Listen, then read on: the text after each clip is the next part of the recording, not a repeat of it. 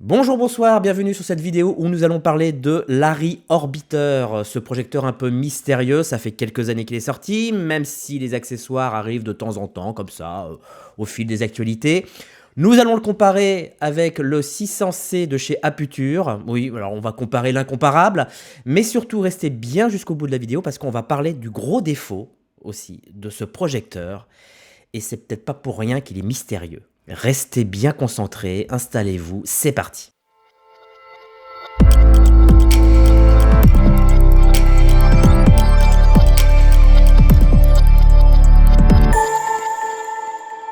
Alors l'orbiteur c'est quoi? C'est ce projecteur qui ressemble à pas grand chose, enfin ça ressemble pas à un projecteur justement.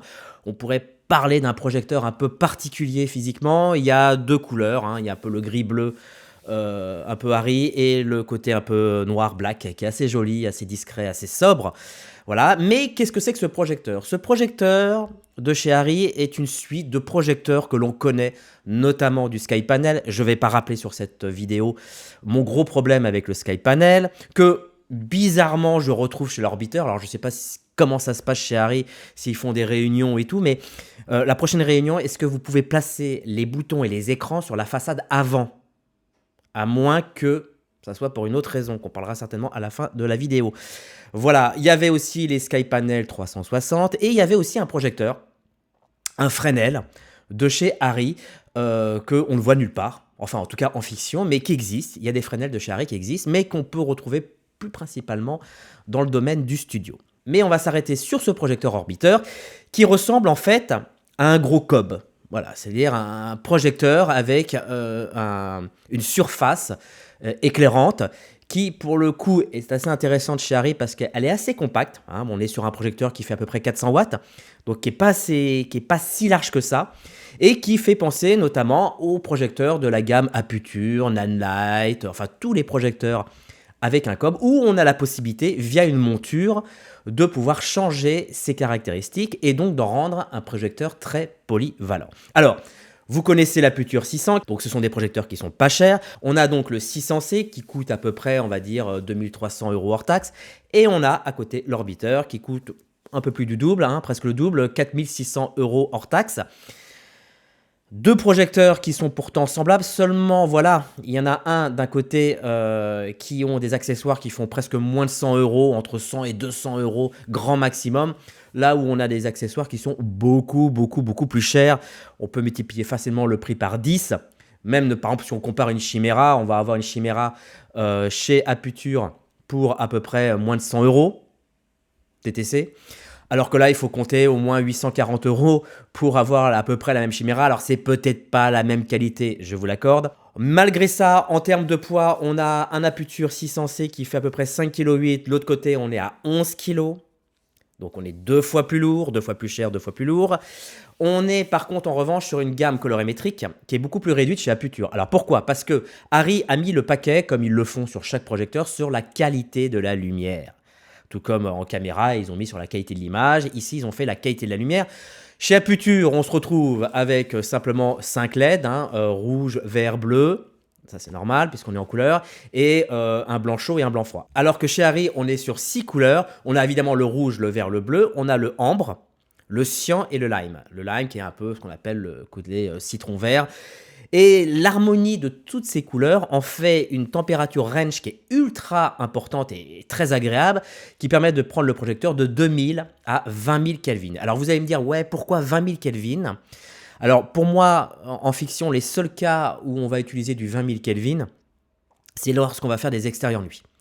Voilà, dans les extérieurs nuit, on a besoin d'une dominante un peu, alors généralement c'est un peu froide, que en étalonnage on va classer un peu plus vers les cyans, mais surtout on a besoin d'un IRC correct, puisque c'est principalement cette couleur-là qui va éclairer les visages, donc on a besoin d'un blanc plutôt froid, plutôt qu'un blanc un peu bleuté avec un effet qui risque de perdre en IRC.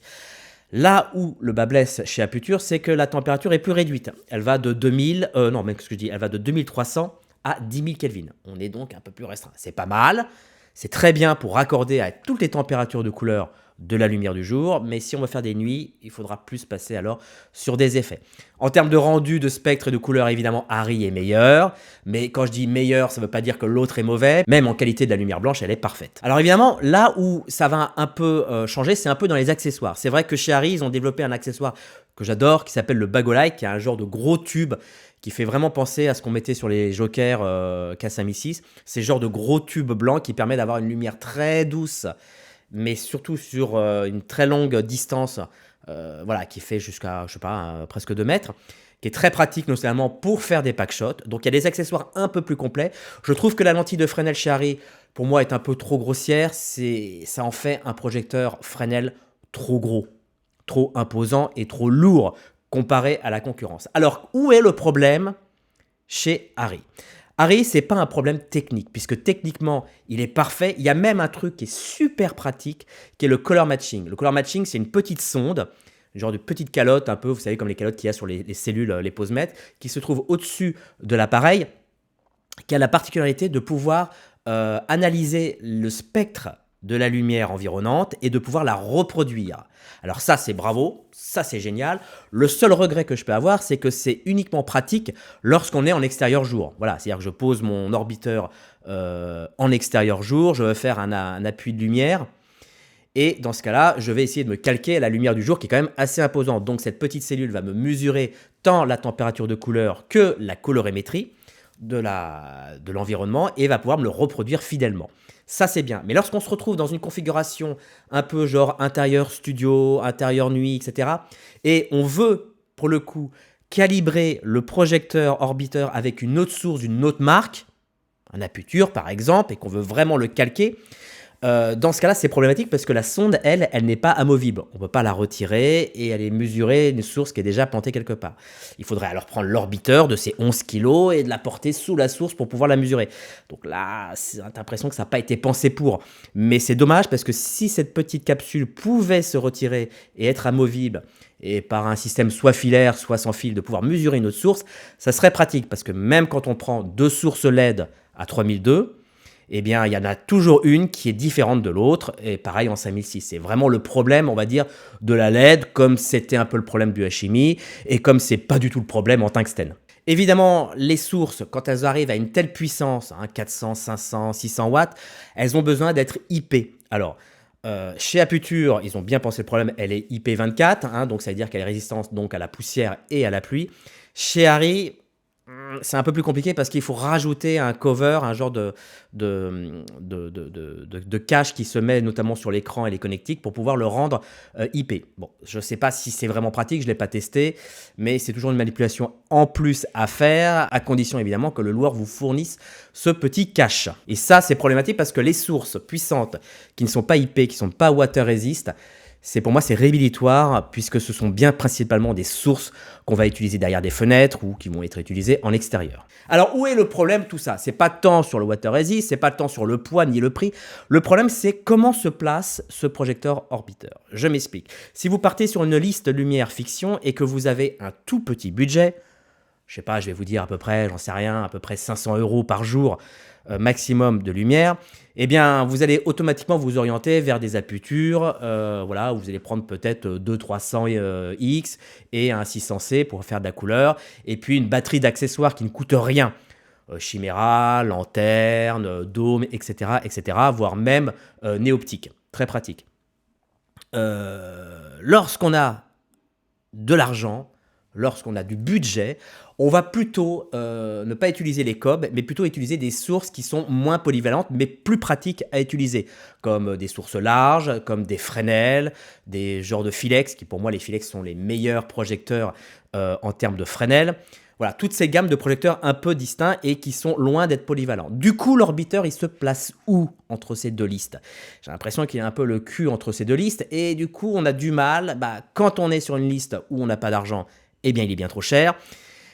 Quand on est sur une liste où on a de l'argent, eh ben, on n'en veut pas trop, quoi. Ou alors on va s'en prendre un pour se faire plaisir parce qu'on aime Harry. Aussi, je me posais la question, j'en parlais tout à l'heure, sur la position des écrans d'instruction qui sont placés sur les projecteurs, plutôt vers la partie supérieure. Je me demandais si Harry n'avait pas conçu plutôt des projecteurs dans la gamme du studio. Vous voyez, ce genre de projecteur qu'on va monter sur des ponts descendants, on descend le pont, on les accroche, du coup c'est beaucoup plus pratique d'avoir les écrans vers le haut que vers le bas.